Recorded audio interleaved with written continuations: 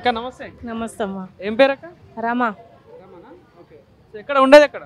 Mahatma Nagar. Mahatma Nagar. So ఎట్లా ఉంది మరి ఏరియాలో అంటే అభివృద్ధి విషయంలో ఈ సమస్యలు ఏమైనా ఉన్నాయా ఇక్కడ? ఎందుకు లేవన్నా సమస్యలు? ఆయన వచ్చి ఏం చేసిండు అన్న? ఏం చేయలేదు. ఓకే. ఎవరు వచ్చి? రేవంత్. రేవంత్ రెడ్డి. అంటే మరి ఇంత ముందు కేసీఆర్ ఉన్నప్పుడు ఎట్లున్నా చేసిండు అన్న, ఆయన చేసిండు. ఓకే. ఆయన చేయలేదని ప్రచారం చేయడం తప్ప ఆయనే చేసిండు. అందుకనే కదా మేము ఇక్కడ వేసినామన్నా, ప్రతి ఒక్కలం వేసినాం. చెయ్యందే ఎందుకు వేస్తామన్నా? హైదరాబాద్లో ఒక్క సీటేనే వచ్చిందా కాంగ్రెస్కి? రాలేదు. ఊర్లో నమ్మించి ఇట్లా అది ఇస్తాం ఇది ఇస్తామని నమ్మించి ఊర్లో బోల్తా కట్టినారు. కానీ లేకుంటే కేసీఆరే ముఖ్యమంత్రి అయ్యేవాడు. ఈసారి అసలు ఎవడు చెప్పినా ఆగేదే లేదు. ఈసారి నమ్మినారు కదా, నమ్మినందుకు శిక్ష చేస్తూ అనుభవిస్తున్నారు కదా ఊర్లో. ఈసారి పక్కా అసలు ఈసారి ఎందుకు ఇప్పుడే గుండెలు అదురుతాయి. ఈ ఎలక్షన్లలో గుండెలు అదురుతాయి. ఎమ్మెల్యే ఎలక్షన్లో సునీతమ్మ కంపల్సరీ వస్తుంది. అప్పుడు వాళ్ళకి ఆల్రెడీ భయం బుట్టే వాళ్ళు ప్రచారాలు చేస్తున్నారు. మంత్రులు అందరు తిరుగుతున్నారు. భయం బుట్టే, గుబులు బుట్టే పక్కా వస్తుంది. అంటే మేము పథకాలు ఇస్తున్నాం, మా పథకాలు మమ్మల్ని గెలిపిస్తాయి అంటారు. పథకం ఇవ్వట్లేదు అసలు. ఎవరో ఇచ్చింది వచ్చి చెప్పమనండి అన్న. మొన్న మేము చూసినాం ఇంటర్వ్యూలో, ఒక మంత్రి పోయి అడిగితే ఏ పథకాలు ఇచ్చినామని మొహాన్నే అన్నారు. ఒక ముసలామే అడిగింది. అట్లనే ఇక్కడికి వచ్చి మాట్లాడమను. పథకాలు ఇస్తున్నామని అక్కడ చెప్పడం కాదు, ఇక్కడికి వచ్చి చెప్పమనండి, అప్పుడు తెలుస్తుంది. ఇప్పుడు మీరందరూ మహిళలు ఇంట్లోనే ఉంటారు. ఇప్పుడు ఈ కరెంట్ విషయంలో కావచ్చు, వాటర్ విషయంలో, గ్యాస్ విషయంలో, ఇంకోటి 2500 అన్నారు. ఇవన్నీ మీకు బాగా తెలిసి ఉంటాయి.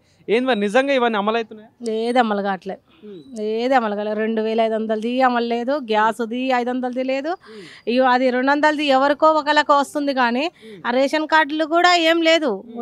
రేషన్ కార్డు దాదాపు పెద్ద ఎత్తునే రేషన్ కార్డు. మేము 20 సంవత్సరాల నుంచి ఇక్కడ ఉంటున్నాం, మాకేది లేదు. ఇంతవరకు మాకే రాలేదు. ఎన్ని సంవత్సరాల నుంచి మనం ఫలాంది మేము జాబుల్లో కార్లలో ఏం లేవు, మాకే రావట్లేదు. మరి ఎందుకు రావట్లేదు అర్థం కావట్లేదు. మాదే కొట్టేసినారు.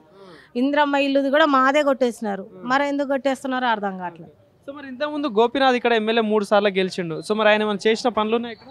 చేయబట్టికే ఇన్ని సంవత్సరాల నుంచి గెలుస్తుండు.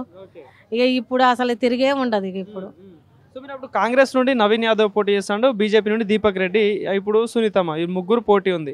సో ఎట్లా ఉండొచ్చు మరి ఈ ముగ్గురు మధ్యలో పోటీ అనేది? ముగ్గురు మధ్యలో పోటీ ఏముందన్నా? అసలు వాళ్ళకి వస్తే కదా పోటీ.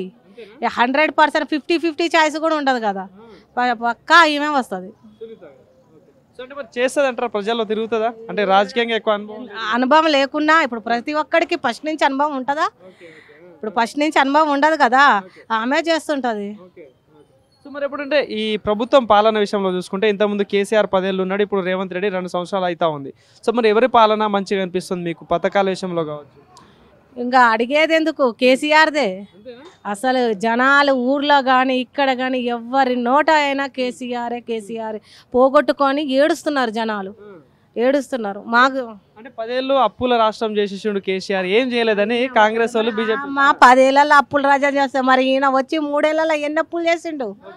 ఈయన వచ్చి 3 ఏళ్లలో ఎన్ని అప్పులు చేసిండు అది కనబడుతుంది కదా. అట్లా